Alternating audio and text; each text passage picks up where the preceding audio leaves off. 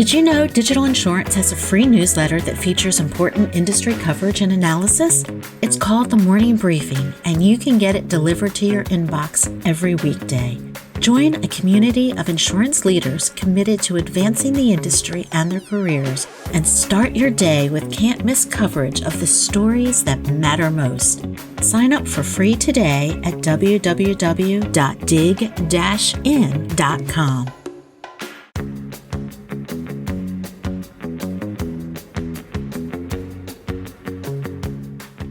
Welcome to the DIGIN Podcast. I'm Patti Harman, Editor-in-Chief of Digital Insurance. Digital Insurance has been covering the adoption of AI and other large language models throughout the insurance industry for some time. We've been examining the risks as well as the rewards. One of AI's greatest benefits is the ability to synthesize large amounts of data to provide insights for decision-making across various lines of insurance, ranging from P&C to workers' comp, specialty lines, life, and health. A new report from Munich Re shares some particularly interesting insights on how AI is being used in the area of life insurance, aiding in different things like diagnosis and therapies for treatment, particularly for cancer patients. Joining me today to discuss all of this and more are Dr. Bradley Heltemes, Vice President and Medical Director of R&D at Munich Re Life U.S., and Dr. Tim Marr, Vice President and Medical Director of Munich Re Canada for Life. Thank you, gentlemen, for joining us today. Thank you, Patti. Pleasure to be here. So, technology and AI are playing a more prominent role in the life insurance sector. As a cancer survivor, I am particularly grateful for the part new technology played in my diagnosis. And we know that prevention can play an important role in many types of cancer. But how is AI changing the diagnostic process today for cancer and other health risks? And Dr. Brad, I'll ask you to answer that first.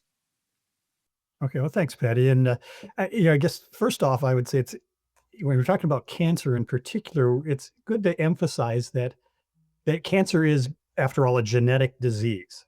It's or really, it's rather hundreds of different genetic diseases. And as we start identifying cancer more by its genetic patterns, rather than that it's just an abnormal appearance of cells that are growing irregularly, you start looking at these genetic patterns and the metabolites of the cancers themselves that drive the cancer formation and the growth of the cancer, and can therefore identify targets for treatment that are specific for those alterations. So you're going to the source of the problem rather than just more broadly affecting it based on the appearance of the cells or a particular organ. But the problem is that the interplay between all these multiple factors is really very complex. It's really too much for us to sort through well, and that's where the AI comes in. It really benefits from the use of AI to better understand and organize these many facets of the genetic patterns and other biomarkers that are associated with each cancer. So that's where AI starts, and then there's a lot of specific examples to that as well. Okay. Dr. Tim, your thoughts on that? Yeah, well, I just go from that to apart from cancer, Patti, AI is great with large amounts of data, and it's really that ability that is central to its application in medicine. And so the more data we can throw at it, data of different types, be it images, be it words, be it genetic sequences, the more it has traction, the more it gains value. So I could cite you many different examples. I'll just give you a couple because it's really image analysis. That's I would say one of the top 3 applications at present. And so we are discovering that AI's ability to analyze images is as good, if not better, than human beings because it can detect things that are not perceptible to the human eye. And if you think about that, then you just apply that to images in general that we generate in medicine, be it CT, be it magnetic resonance, be it so the whole field of what we call radiomics, which is radiology. These days you add omics to any word you want to, and you sound very intelligent at a cocktail party. You see, so radiomics is really anything that's an image that generates huge amounts of data. AI can actually extract information that we were not able to do. So we have extraordinary examples of X-rays, for example, being able to look at a chest X-ray, the old garden variety chest X-ray, and predict whether somebody will develop diabetes or heart disease. And who would have thought of that in the past? That's quite extraordinary. Mm-hmm. Similarly, we can look at the back of the eye, at the retina, which is, previously done by using an ophthalmoscope. You probably had that examination done. But now retinal images are able to do an awful lot more. They can actually predict the likelihood of developing Alzheimer's disease or developing diabetes. So once again, not something that the human eye could ever have managed, but the AI can. I think that's potentially huge in terms of early detection, early diagnosis. Mm-hmm. Along the lines that anything you can do earlier and detect earlier, you have a reasonably good chance of having an impact on its outcome. So those would be my examples, Patti. Wow, that's just fascinating that you could use it to get across so many different areas to examine lots of different types of information. How is the use of AI improving cancer outcomes then? And what impact does it have on screening and early diagnosis? I think, Dr. Tim, you kind of talked about that a little bit, but are there concerns about overdiagnosis or even misdiagnosing a condition then? Dr. Brad, I'll ask you. Well, I'll answer that latter question first, because you're exactly right. There's an important risk of overdiagnosis of indolent tumors. We don't want to identify tumors that are really never going to be a problem for that individual potentially. We see this with prostate cancer, for example, or thyroid cancers, where we don't need to identify that it causes undue stress, maybe even unnecessary treatment. However, and then there's always the false positive results that can occur with the management as well. But that's the same thing as with any screening modalities that we currently have. And as Tim was alluding to, there's a lot of potential with the use of AI that we would have less of that. We'd have less of this false positive results, and we'd be able to better identify those individuals who have the non-indolent tumors that are important. So that's why it's so important that the training is done on appropriate and well-coordinated data sets. But again, I think it has the potential to decrease both the false positives and the false negative results with the use of these AI-assisted imaging processes. And it's not just the imaging type of things that Tim mentioned, but you talked about prevention, and AI plays an important role in prevention too. You can use AI to interrogate large amounts of data to really obtain a personalized assessment of one's risk. So instead of just saying, you're 50 years old, so your cancer risk is going up, therefore you should get screening, or you're 40 years old for mammography or something like that. But you could use this to better personalize who is at greater risk, or who is at less risk for that matter, and then even use that to help select the proper screening modalities. Using polygenetic risk scores, for example, using personal data, as well as the fact that you can also use these ideas of personalized screening, as they're doing with AI, to develop multi-cancer early detection type tests. So tests using circulating tumor DNA from cancers or other markers of a tumor that that can be picked up on a liquid biopsy, for example, but you identify those individuals who are at greater risk and who might benefit from this process, as well as the AI that helps to develop these types of tests in the first place that can be useful. Are there certain types of cancers then where you're finding that the use of AI and related technologies are particularly effective? Yeah, certainly. I would say there's two sides to this coin. One is that, if for common cancers, for breast cancer, lung cancer, colon cancer, for example, where we have a lot of data to analyze, and even small gains that can be identified with the use of artificial intelligence or other modalities can have an important public health impact.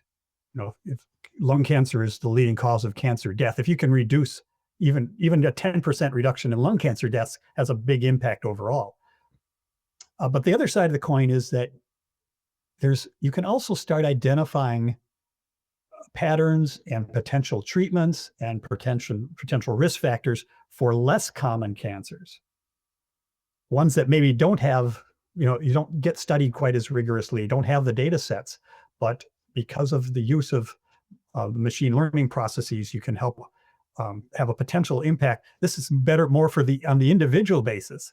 So if you're an individual with an uncommon cancer, you maybe you'll identify synergisms with that type of cancer or that kind of the genetic pattern of your specific cancer, and relate that to other cancers and treatments or that might have worked for that cancer might therefore work for the cancer that you have that would have never been identified otherwise. It's just amazing the way that technology is changing how you can synthesize and collect information, and then helping how to read it and use it in new and different ways. How is the use of AI affecting cancer survival rates then, Dr. Brad?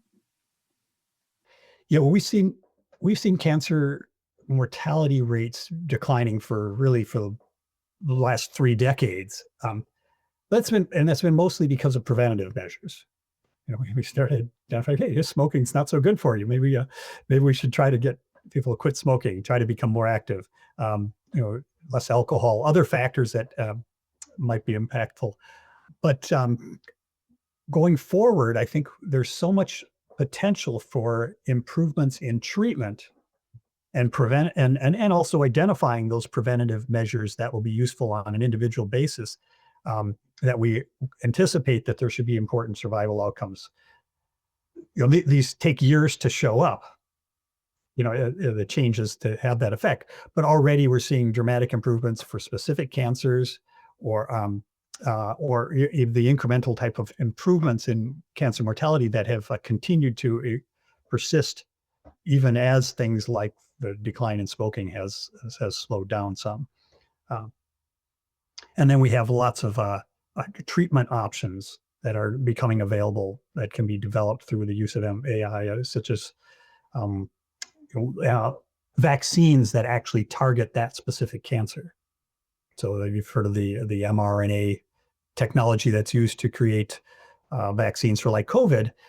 The same vaccines strategy, the technology was actually being previously already utilized to try to develop vaccines that targeted your own cancer, not so much to prevent the cancer starting, but rather to allow the body to recognize those cancer cells as being foreign material.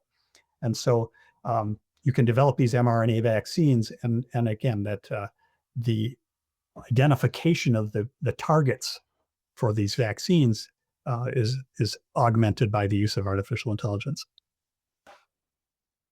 We're going to take a short break now, and we'll be back in just a few minutes. The insurance industry is evolving at breakneck speed. Are you staying on top of the latest trends, technology, and strategies? Digital Insurance is your essential resource, covering everything from insurtech innovations and digital transformation to customer experience and regulatory developments. With expert analysis, best-in-class journalism, and exclusive research, Digital Insurance keeps your finger on the industry's pulse. Make sure you're not missing out on insights that empower, inspire, and advance insurance industry leaders. Join today at dig-in.com/subscribe.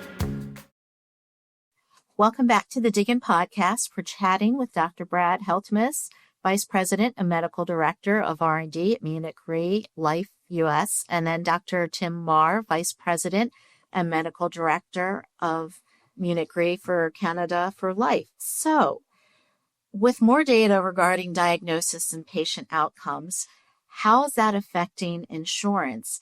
And does it make coverage more or less accessible, or provide underwriters maybe with more accurate information? Dr. Tim, I'll ask you that one first. Thanks, Patti. It's a huge question. And the answer is, with more data regarding diagnosis and patient outcomes, things are going to change. I think that inevitably the overall impact will be positive. The more accurate we can be about diagnosis, and the better understanding we have about patient outcomes, and the more accurately we can assess risk, which is what life insurers do. And that's the kind of work that Brad and I do. Our job is to keep up to date with medical progress and make sure that is adapted into the risk assessment processes that we use. So as I kind of look broadly at the arrival of artificial intelligence in healthcare, the question is, when does that kind of spill over into the life insurance side? And I think that the first answer to that is it has to get well implemented in healthcare first. And I would say we are at early days still in that respect. I think we're at the point of perhaps seeing mainly efficiencies in healthcare delivery will be the first stroke, and then I think improved diagnostics will be next. So at that point, once that is widely understood and that knowledge is available in healthcare, it spills over into life insurance. So to get to your question, more diagnostic material, more accurate diagnosis that will have an effect. So then if I just look at it kind of at a second level, the beauty of AI, as I mentioned already, is ability to analyze vast amounts of data. And the second beauty is that the data is coming from different directions. It's coming from, I already mentioned, radiomics. It's coming from genetic sequencing that Brad has alluded to. But it's coming from lots of places. It's coming from lab tests. It's coming from wellness devices. It's coming from everything that makes up what we call an electronic health record. So that is multi-variety data of very different types. Now, the promise of AI is its ability to take all of those different types, put them into the mix, and come up with answers.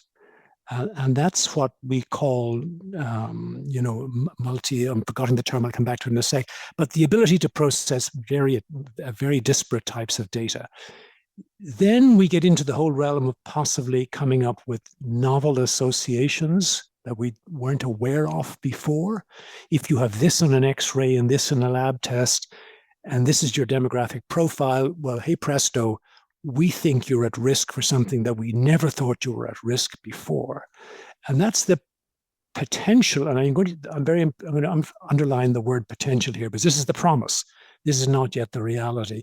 This is the potential of AI to really improve diagnostic ability and by virtue of that, improved outcomes.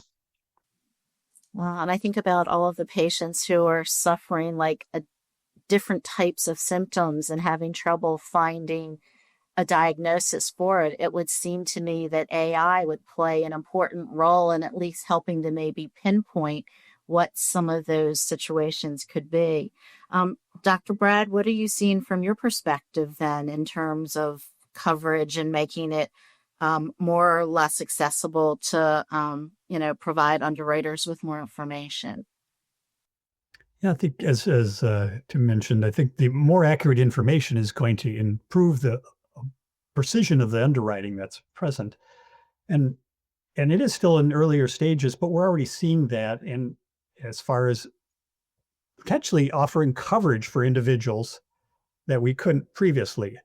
A couple examples would be, again, in the cancer realm, we know that certain cancers, if you identify if there's any minimal residual disease, or measurable residual disease, another term used, that can be done by using circulating tumor cells analysis.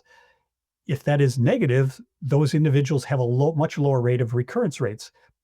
So they may be, if somebody with a cancer diagnosis might be able to get insurance sooner than they would currently be able to do so. Or similarly, AI has been used to better classify the hematologic malignancies, the blood tumors, the leukemias, the lymphomas, and things like that, a very complex group of types of processes, because again, all these different genetic alterations that may be present that have led to the changes. So it's very complex, and AI has been able to be able to better classify those types of malignancies, and again, we can identify subsets with certain patterns that do much better, and therefore could be insurable, whereas as a group we would have in the past perhaps not been able to allow insurance because of the uncertainty of their prognosis. So it really is having a major effect in terms of how you're of underwriting for life insurance. Then does it provide you? I guess it provides you just a lot more in terms of information and answers questions that before either would have taken much longer or would have still been unknown. Is that what you're seeing then, Dr. Brad?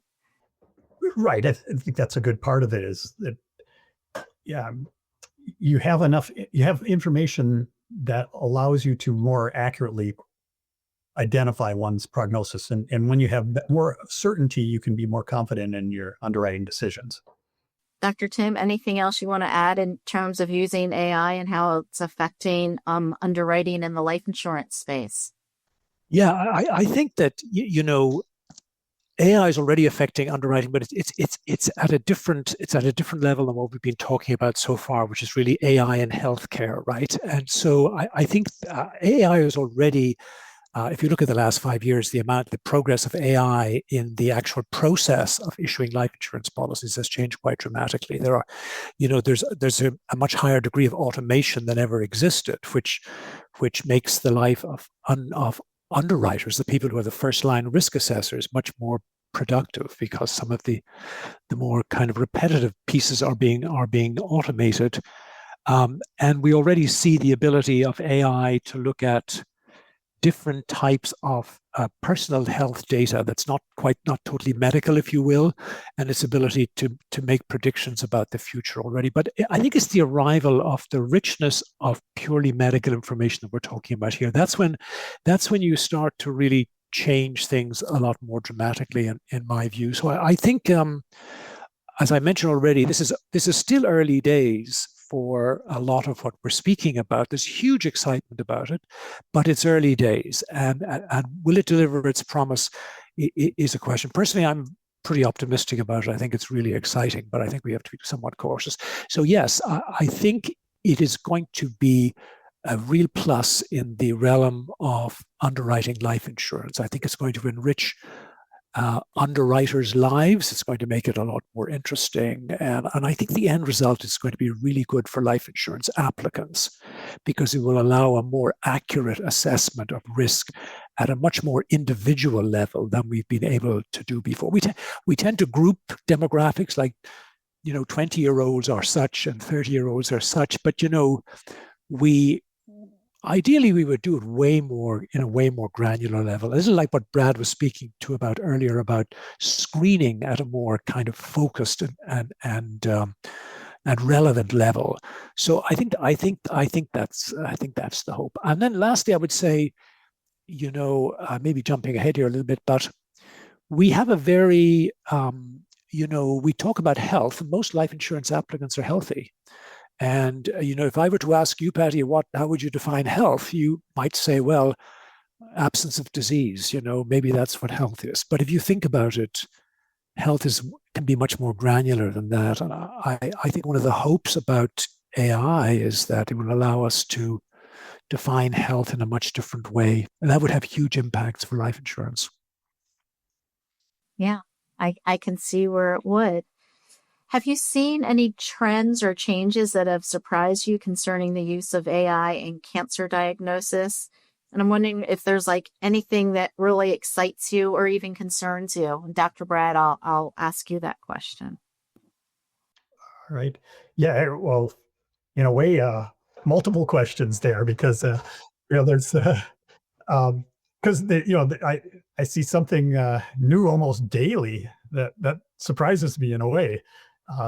Because there's so much going on, and a few things. For example, I kind of touched on this previously, but the detection of in tumors of potentially treatable oncogenic drivers, the drivers of cancer. And when you identify those, you raise the potential for what we often call tumor agnostic treatment. So instead of saying you've got a lung cancer, so this is the treatment you get, it's that you have a cancer that expresses EGFR and is ALK negative and PD-L1 inhibitor positive finding or something. It's the pattern of the cancers. It doesn't matter where in the body it is, the treatment would be for that specific pattern of change. And again, that allows for a much broader look at treatment. And that's kind of that along with the ability to identify whether or not somebody would benefit from treatment, either pre-treatment, like pre-surgical treatment or after surgical treatment, these adjuvant therapies, based on other markers is also exciting, because if you can identify those people, right now, if you have a certain stage of breast cancer, for example, you get either neoadjuvant therapy or you get adjuvant chemotherapy afterwards. A lot of those people would have been cured even if they hadn't gotten that chemotherapy. But you've given them the chemotherapy because you know that it will reduce the likelihood of recurrence for a certain subset of people. If you can identify that subset of people who would actually benefit from it, and likewise those people who would not benefit from it, you can spare a lot of people unnecessary and not pleasant treatment. So that kind of things excites me, as well as the use of, we're actually starting to develop vaccines against the development of cancer. So not just against the cancer itself, but actually targeting, in particular, this has been in breast cancer, the earliest changes that occur that might lead to that breast cancer can be targeted by a vaccine. And then noting that certain drugs like GLP-1 agents actually might help prevent cancer in certain individuals. So lots of exciting things. The concerning side is the other part of it. And there, on the one hand, I do think we have a concern is actually too much reliance on AI, potentially. And the concern there is primarily, you think about this, people go out and you do a chat GPT to tell me what I should be doing for this. Well, there's these hallucinations that occur are real. They give you a response that seems very legitimate and very accurate, very convincing, but that is not always the case. So you need to really make sure you understand what you're assessing. And if people start, recognizing that this isn't giving me the answers I want, it kind of erodes their trust in artificial intelligence. And therefore that's the other side of the coin. And that's that, I think, especially practicing physicians are really busy with things and they're used to doing things in a certain pattern. And it takes a while to start trusting the outcomes, especially when they're coming out of this, so-called black box with AI, where it's, recognizing patterns that the human eyes can't see. But that takes a while to overcome that. So you have to have that trust that these results have meaning. And so we don't want to erode that trust by having things that are not as effective. Right. Well, and AI continues to evolve. There seems to be a new iteration coming out every couple of months. And so then I would think that could also impact how it is used and maybe even the results for it. What kind of impact do you think AI will continue to have in the life insurance industry? And Dr. Tim, I'll ask you that first. Yeah, I think I mentioned already, I think it's likely positive. The degree is difficult to assess. It depends where you situate yourself. Are you a rank optimist or a kind of a cynic? And you pick your spot on that line between those two.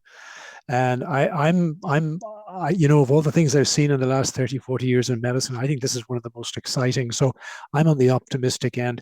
I actually think that this technology, the maximum potential of this technology would be to uncover new, what I call epistemic knowledge or foundational knowledge.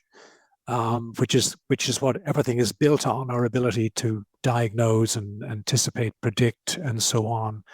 And, we have a foundation of knowledge that we use today. And, I think if it becomes much more sophisticated in the future, it just allows everything by extension to improve diagnosis, treatment, and so on.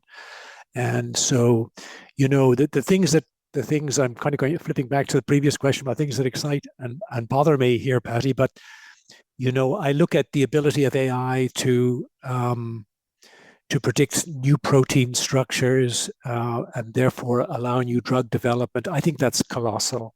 I think the ability of AI to finally help us map the entire human cell set, 37 trillion human cells.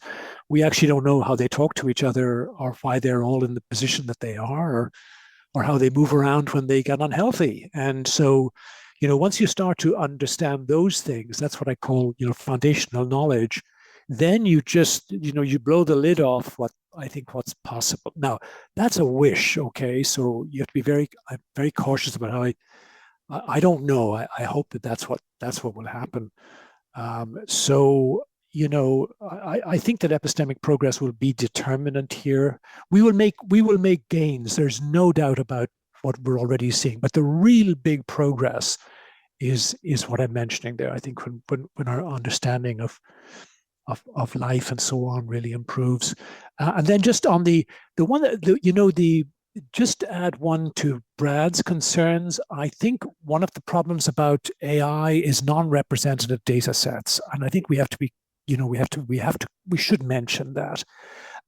If you build a data set based on, 1 million 50-year-old white males, can you use the information from that to underwrite, I don't know, an Indonesian octogenarian or somebody from the Romani traveling class, or you have to understand the origin of the data, and you have to make it widely representative of where you're going to apply the information, and that is a real concern at the moment. I personally think we'll overcome that one, but at present that is another problem. Dr. Brad, what kind of impact do you think that AI is going to continue to have in the life insurance industry? Yeah, and the life insurance industry, I mean, there's certainly the medical aspects, so the medical underwriting component, as we've been talking about a lot. And of course, but the other side is just simply how we're going to use it in our underwriting process. And this is where I think one of the big things there is the idea of being able to utilize machine learning to tap medical information, especially like electronic health records, and synthesize one's risk profiles over a period of time. So you're looking, again, as Tim said, it's what represents healthy.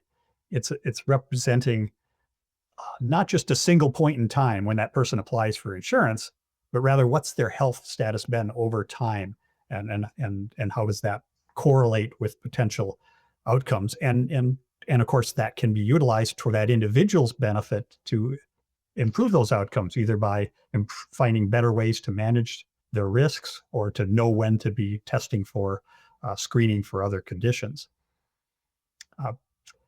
And I think the other thing that we have to watch for here is that on the cancer side of things, again, is that the use of cancer genomics to better identify the targets for treatment and for diagnosing the cancers could eventually also lead to some significant change in the classification of cancers. So we have to stay on top of that. We have to understand that, what we currently call,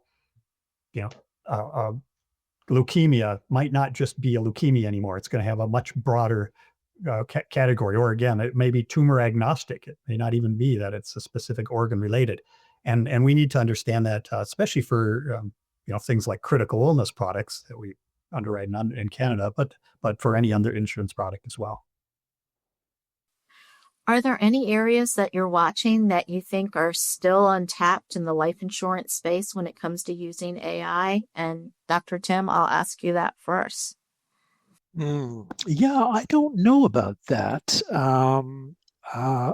Listen, it's really early.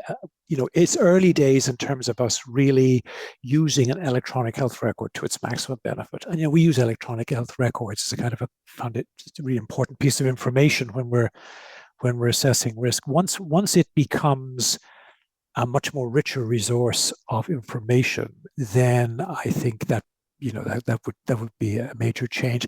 I think we have our eye on the horizon. I think we have spotted most of the things we think are coming up. So untapped, yes. I think we would probably answer this question differently in 2 or 3 years' time. But right now, mainly untapped, but with huge promise. Dr. Brad, what are you seeing? Anything that you think that might be untapped in the life insurance space area? I think just mostly as I just mentioned too. I think again, it's how we can be using it in certain aspects of underwriting, and we're all looking at that.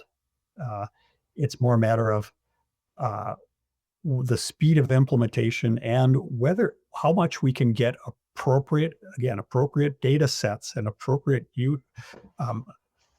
analyses of these data sources, so that it correlates with what we need for insurance underwriting. We've covered a lot over the last 45 minutes or so. Is there anything that I haven't asked you that you think our audience should know or understand about utilizing AI in the healthcare or the life insurance industries? Brad, I'll ask you that first. Yeah, we did cover quite a bit, I think, didn't we? We did. From a healthcare perspective, the one thing I found intriguing is the idea. Medical studies take a long time. It takes a long time to develop drugs. It takes a long time to assess the outcomes for treatments and for assessing risks.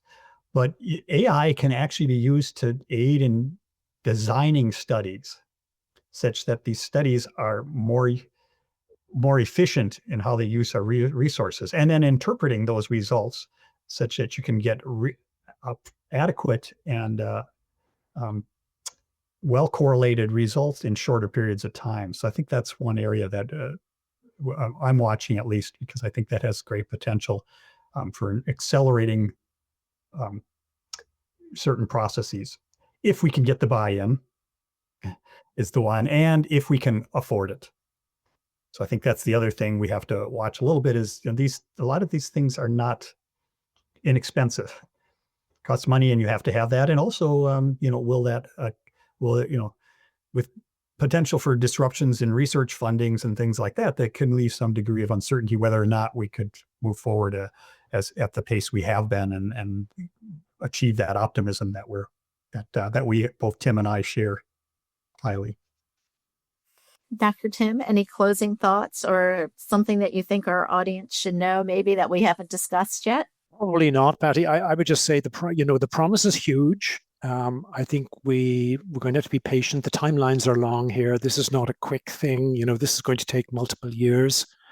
There are substantial hurdles, and we are clearly in a very hyped up period at the moment. And I think our job is to try and be as realistic as possible about the promise is the promise, it's there, but realistic on what actually is